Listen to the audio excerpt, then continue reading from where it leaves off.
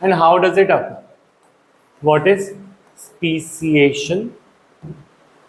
Spelling. How does it occur?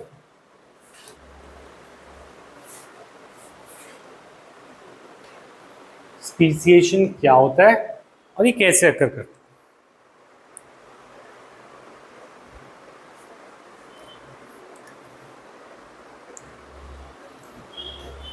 तो हम ये कह रहे हैं कि मान लो कि एक नई स्पीशी बन गई। ये कुछ एप्स थे, एप्स से कुछ बन गए मंकीज और कुछ ये एंसेस्टर थे एप्स, और कुछ बन गए ह्यूमंस। मतलब ऑल्दो और बहुत सारी ब्रांचेस रही होंगी इनके बीच में। जस्ट एक समझो कि दो अलग अलग स्पीशी बनी।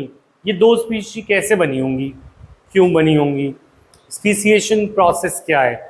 तो स्पीसिएशन के प्रोसेस में लिखेंगे it is the process in which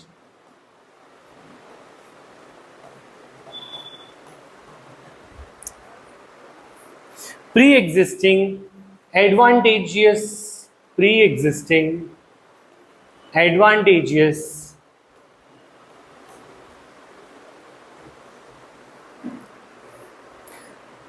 mutations when selected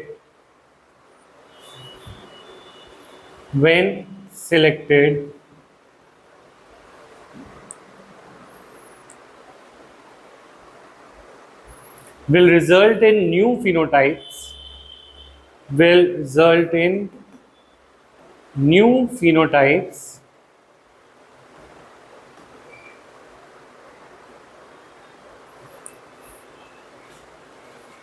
over few generations. This would lead to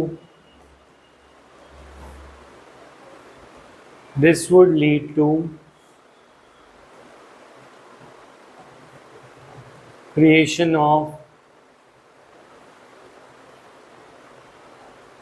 two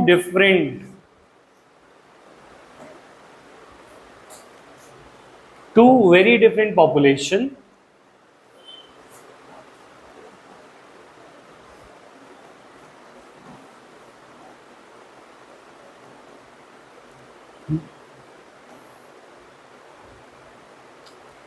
which have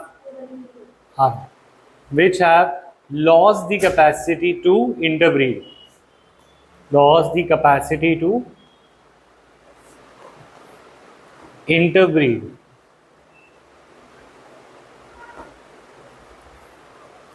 तो हम क्या कह रहे हैं कि ये वो प्रोसेस है जिसमें कुछ ऐसी पहले से प्रेजेंट एडवांटेजियस म्यूटेशन थी। फॉर एग्जाम्पल ये एप में से एक एप था जो जो जो जो जो पेड़ों पे चढ़ने में बहुत एफिशिएंट था। तो ये एप के पास बहुत एफिशिएंसी थी कि ये पेड़ों पे बड़ा आसानी से खाना ढूंढ लेता था। और एक एप था जो पैरों पे खड़ा हो सकता था, दो पैरों पे, और उस पर चलना सीख रहा था। तो ये दोनों एडवांटेजियस वेरिएशंस थी। एडवांटेजियस वेरिएशंस म्यूटेशन से आई थी इसी एंसेस्टर एप में, पर ये बार बार सिलेक्ट क्यों हुई कि ये बड़ा अच्छा बैलेंस कर रहा था और नीचे बड़ी जल्दी भाग लेता था, या नीचे प्रोसेस जो दो पैरों पे चलने से कुछ फ़ायदा हो रहा है इसे, तो इसको भी एडवांटेज हो रहा था। बहुत ज़्यादा पेड़ों पे चढ़ना, बहुत फास्ट स्पीड थी, ये बार बार सिलेक्ट होता गया, इससे दोनों ही अलग नई फिनोटाइप्स बन गए। ये देखने में बिल्कुल अलग होने लग गए और ये बार बार जनरेशन टू जनरेशन होता गया। एक जनरेशन में नहीं सिलेक्शन चलता रहा, ये बार बार हुआ, ये बिल्कुल ही अलग स्पीशी बन गया और ये अलग ही इंडिविजुअल बन गया। ये दोनों डिफरेंट पॉपुलेशन बन गई और इनके मेंबर्स आपस में इंटरब्रीड नहीं कर पा रहे थे, तो एक पॉइंट के बाद ये दोनों अलग अलग स्पीशीज बन गई। This process will be called speciation. समझ में आया स्पीसिएशन का मतलब? तो ये स्पीसिएशन का एग्जाम्पल और इसकी डेफिनेशन याद करो। फिर इसके आगे एक और पॉइंट है, हाउ डज इट अकर पे और कहानी है। इसके मैकेनिज्म के अंदर एक, ये तो स्पीसिएशन की डेफिनेशन हो गई मान लो। इसके मैकेनिज्म में एक और लाइन आएगी, हाउ डज इट अकर में एक लाइन और आएगी, वो ऐड करो। क्या लाइन आएगी?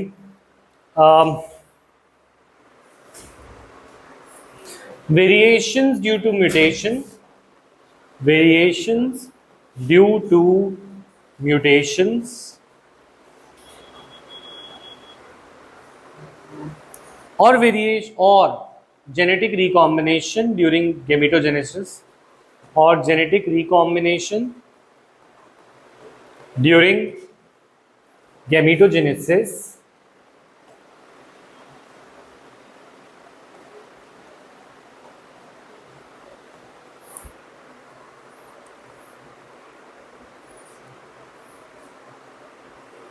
or due to gene flow or genetic drift, gene flow or genetic drift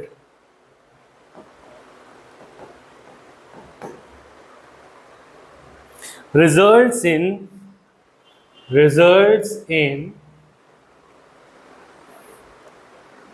changed frequency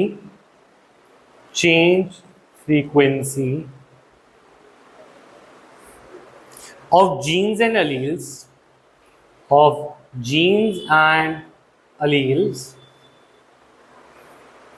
in future generation.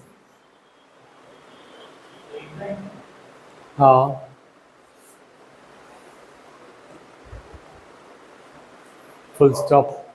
Coupled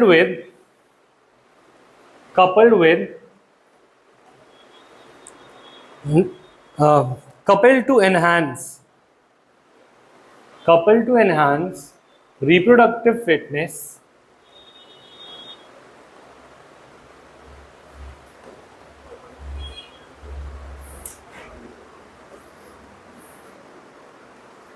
natural selection makes it look like a different population. Natural selection makes it look like a new population, a different population. तो अगर हम बोलें कि mechanism क्या है, तो वही बात है जो ऊपर बोली गई है, पर उसको समझाने में हमने कुछ टर्म्स और डाल दिए हैं। अगर वेरिएशंस जो इसमें आई थी, ये मंकी वाले एप में और ये ह्यूमन वाले एप में, दोनों में जो वेरिएशन आई थी वो म्यूटेशन से आ सकती थी या जेनेटिक रिकॉम्बिनेशन से आ सकती थी गेमीट्स बनने के दौरान, या फिर किसी और जगह से आया हो वो एप, जीन फ्लो, या बाई चांस किसी और पॉपुलेशन से यहाँ आ गया हो, जेनेटिक ड्रिफ्ट।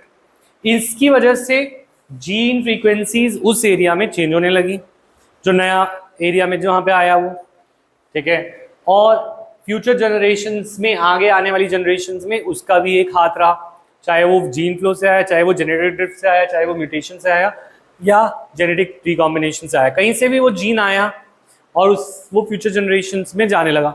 ये वाला जीन एनहांस कर रहा था रिप्रोडक्टिव फिटनेस, माने जिसमें ये जीन था वो ज़्यादा प्रोजेनी लीव कर पा रहा था क्योंकि उसको एडवांटेज मिल गया था। क्यों?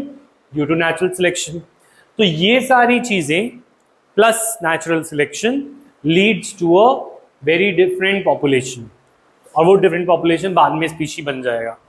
तो ये point question and answer clear है, व्हाट इज स्पीसिएशन और क्या क्या फैक्टर्स स्पीसिएशन कॉज कर सकते हैं, तो तुम्हें यहाँ पे सारे दिख रहे हैं। क्लियर ये पॉइंट? नेक्स्ट, अब तो